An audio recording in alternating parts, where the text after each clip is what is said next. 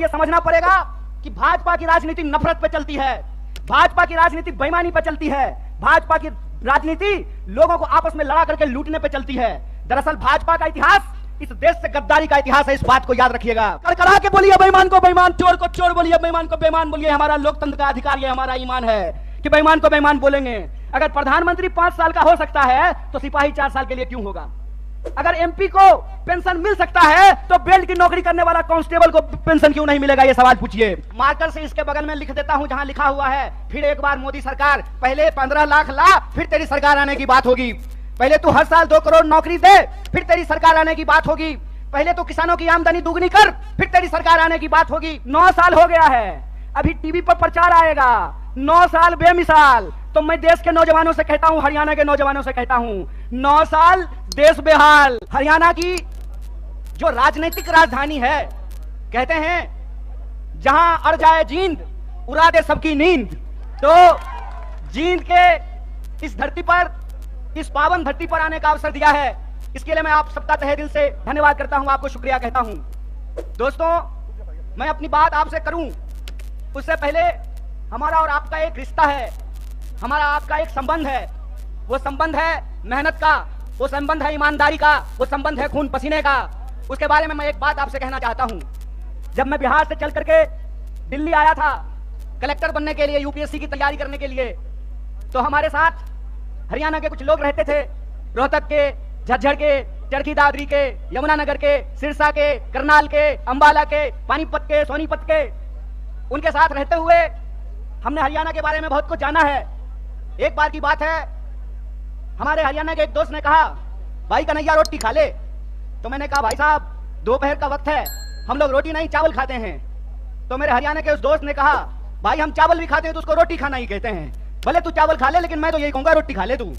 तो मैं समझता हूं ये जो रोटी का संबंध है वो बिहार के लोगों का हरियाणा के लोगों के साथ है।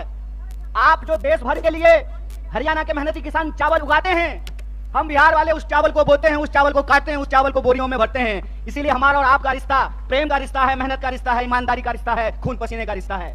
और इसी खून पसीने के रिश्ते के दम पे कुछ बात मैं आपके सामने करने के लिए आया हूं।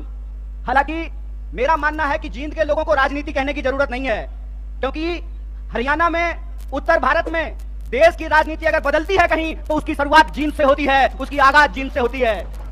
और जब हम दिल्ली से आ रहे थे तो आते हुए ही हमको इस देश के प्रधानमंत्री की बेईमानी की निशानी देखने को मिली।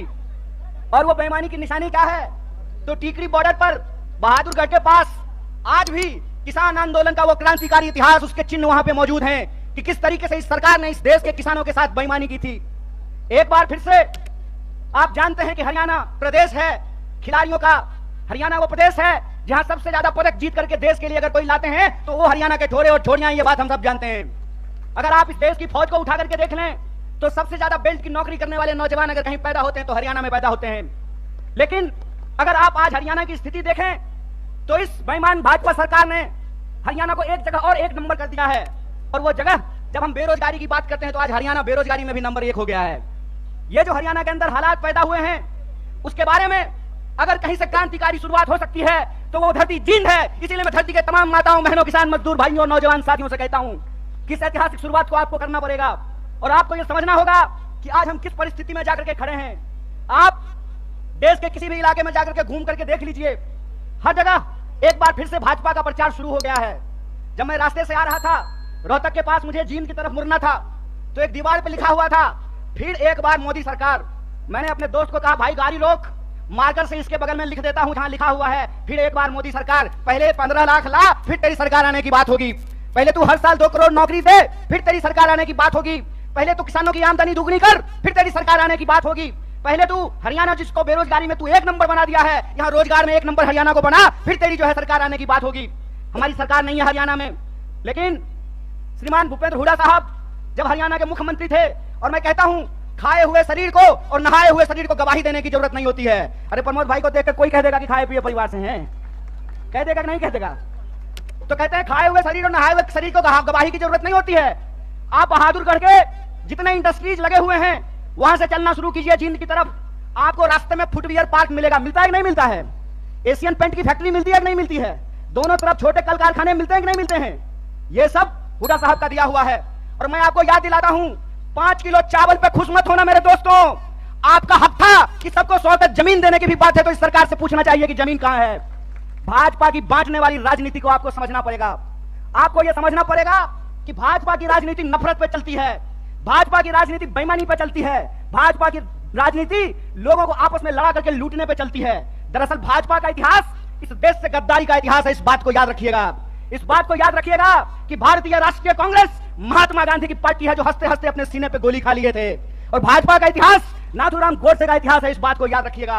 और इसीलिए मैं आपको कहता हूं कि जिस तरीके से अंग्रेज हमारे साथ करते थे, फूट डालो और राज करो, उसी तरह से भाजपा आज कर रही है, फूट डाल रही है और इस देश पर राज कर रही है। मैं आपसे एक सवाल पूछना चाहता हूं, आज 10 साल भाजपा की राजनीति को होने को है, 9 साल देश में भाजपा की राजनीति पूरी हो चुकी है। हरियाणा का चुनाव भी लोकसभा चुनाव के वक्त में होता है, लोकसभा चुनाव के ठीक बाद होता है। आज 9 साल पूरे होने को हैं। मैं सवाल आपसे पूछता हूं, और मैं बाहर से आकर के आपको यह बात समझाने वाला नहीं हूं। आपको यह बात अपने सीने पे हाथ रख करके समझना पड़ेगा कि भाजपा यहां आकर के कौन सी राजनीति की शुरुआत की। भाजपा यहां आकर के 35 बिरादरी और 36 बिरादरी करना शुरू किया कि नहीं किया? हाथ उठा करके बताइए, किया कि नहीं किया? किया ना। तो मैं नड्डा से एक सवाल पूछना चाहता हूं, मैं देश के प्रधानमंत्री से एक सवाल पूछना चाहता हूं, मैं जय शाह के पप्पा से एक सवाल पूछना चाहता हूं कि दुष्यंत चौटाला को बगल वाली कुर्सी पर बिठा करके कौन सा 35 बिरादरी 36 बिरादरी कर रहे हो बे? कौन सी 36 बिरादरी 35 बिरादरी कर रहे हो? खेला करते हो? खेला? अरे झूठा, बेईमानी करते हो। मैं आपसे कहता हूं और आप सोच करके इस बात को बताइए, जहां धर्म होगा वहां हिंदू मुसलमान करेंगे और जहां मुसलमान नहीं होगा वहां 35 बिरादरी 36 बिरादरी करेंगे। ये मन में आप सोचिए और विचार कीजिए। अगर मैं गलत हूं, निकालो रस्सी, लगाओ फांसी पे। अगर तुम गलत हो तो लोकतंत्र में तुम्हारी बेईमानी का भी एक एक हिसाब लिया जाएगा। इस बात को याद रखना, इस बात को याद रखना कि इस देश के अंदर जब लोग न्याय की बात करते हैं, जब लोग अपने हक की बात करते हैं, जब किसानों की आमदनी दोगुनी करने की बात करते हैं, जब नौजवानों को 2 करोड़ नौकरियों की बात करते हैं, महिलाओं के सम्मान की बात करते हैं, इस देश में गरीबी को कम करने की बात करते हैं, तो आप उसको देशद्रोही बोलते हैं। और आपके बंटवारे की राजनीति में अगर कोई शामिल हो जाए, कोई धर्म के आधार पर देश को जो लड़ाने की राजनीति है उसका हिस्सा बन जाए, जो समाज को जात के नाम पे लड़ाने की राजनीति है उसका हिस्सा बन जाए, तो जब बाहर थे तो विरोधी थे और आपके बगल में आकर के बैठ गए तो माला पहनाते हो रे बेईमान। अरे कौन सा ऐसा वॉशिंग मशीन है रे कि जब कांग्रेस में रहता है तो चोर होता है और तुम्हारा पार्टी में जाकर के ईमानदार हो जाता है रे झूठा। देश को ठगते हो, देश को ठग के बेईमानी करते हो। तो हमको एक सवाल का जवाब दीजिए। ये 35 बिरादरी 36 बिरादरी कहते हैं और नारा लगाते हैं सबका साथ सबका विकास। अगर सबका साथ सबका विकास नारा है तो हरियाणा में 35 बिरादरी 36 बिरादरी कौन कर रहा है? भाजपा इस सवाल का जवाब दे। सवाल मैं पूछना चाहता हूं और मैं ये सवाल पूछना चाहता हूं कि हरियाणा के इस तरफ पानीपत में, सोनीपत में 35 बिरादरी 36 बिरादरी, यमुना जी के उस पर 35 बिरादरी 36 बिरादरी नहीं। बोलिए सोच करके, यहां वोट चाहिए, वहां वोट नहीं चाहिए, और वहां वोट चाहिए और यहां वोट नहीं चाहिए। नदी पार करते हुए ही बेईमानों का ईमान बदल जाता है। यमुना के पार अलग राजनीति बागपत में, यमुना के इस पार सोनीपत में अलग राजनीति। इस खेल को हरियाणा के लोगों को समझना पड़ेगा, इस खेल को जींद के लोगों को समझना पड़ेगा। और याद रखिएगा, जब जब नींद से उठता है जींद, तब तब आती है हरियाणा में बदलाव और हरियाणा में आती है क्रांति। इसीलिए मैं आपसे आग्रह करने के लिए आया हूं कि आपको समझना पड़ेगा कि देश के भीतर जो सच्चाई है वो हकीकत हमको अपनी आंखों से देखना पड़ेगा। क्या नारा लगाए थे? बहुत हुआ महंगाई का मार, अब की बार मोदी सरकार। तो सिलेंडर 1200 रुपया में इनका चटा बेच रहा है। बताइए, पेट्रोल डीजल 100 रुपया लीटर मिल रहा है। क्या नारा लगाए थे कि हर साल 2 करोड़ नौकरी देंगे। 9 साल हो गया है, अभी टीवी पर प्रचार आएगा 9 साल बेमिसाल। तो मैं देश के नौजवानों से कहता हूं, हरियाणा के नौजवानों से कहता हूं, 9 साल देश बेहाल। पूछो कि 9 साल में 18 करोड़ नौकरी क्यों नहीं है? यह सवाल प्रधानमंत्री से पूछना जाना चाहिए। और आपने कहा था ना कि किसानों की आमदनी हम दुगनी कर देंगे। किसानों को 1 साल तक इस दिल्ली के बॉर्डर पे जाकर के आंदोलन करना पड़ा था। सैकड़ों किसानों को अपनी जान गंवानी पड़ी थी। और ये जिसका जिसका नाम लेते हैं ना, उसके साथ बेईमानी करते हैं। 9 साल दोस्त बेमिसाल, 9 साल देश बेहाल। यह सच्चाई देश के लोगों को समझना पड़ेगा। पहले किसानों को ठगा, फिर जवानों को ठगा। बोलिए, अग्निवीर आया है कि नहीं आया है? आया है ना। तो एमपी बनेगा 4 साल के लिए, एमपी बनेगा 5 साल के लिए, अग्नि बनेगा 4 साल के लिए। बोलिए बेईमानी है कि नहीं है? है ना।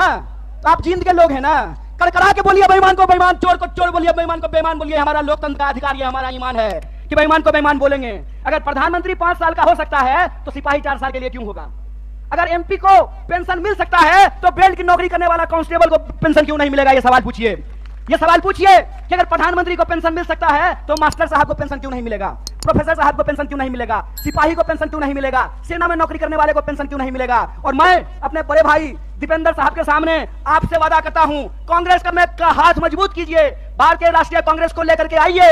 हमने हिमाचल में ओल्ड पेंशन स्कीम लागू किया है, हरियाणा में भी ओल्ड पेंशन स्कीम को लागू करेंगे, इस बात को याद रखिएगा। इसीलिए हम कहते हैं कि यह देश एक बदलाव चाहता है।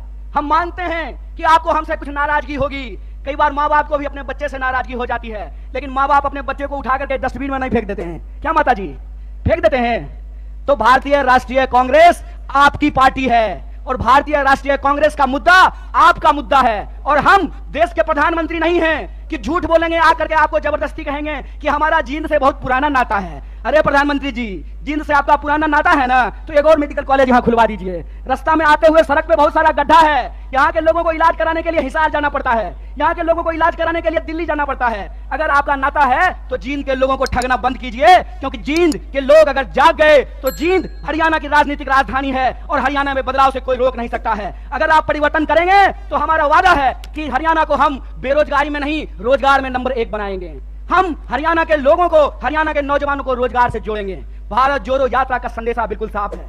हम नौजवानों को रोजगार से जोड़ना चाहते हैं, किसानों को एमएसपी से जोड़ करके रखना चाहते हैं, महिलाओं को उनके सम्मान से जोड़ करके रखना चाहते हैं, बुजुर्गों को उनके पेंशन से जोड़ करके रखना चाहते हैं। इसीलिए हमारा जो लड़ाई है, हमारा जो संघर्ष है, वो कुर्सी की लड़ाई नहीं है। हमारा जो संघर्ष है वो सत्ता की नहीं है, सत्य की है। तो मैं आप तमाम जींद के लोगों से यह अपील लेना चाहता हूं, मैं आप तमाम लोगों से यह आग्रह करना चाहता हूं, सत्य की इस लड़ाई में लोग कहते हैं कि बिहार भी राजनीतिक रूप से बहुत सक्रिय जगह है, बिहार भी बहुत राजनीतिक रूप से सक्रिय है, लेकिन कई बार चिराग तले अंधेरा होता है।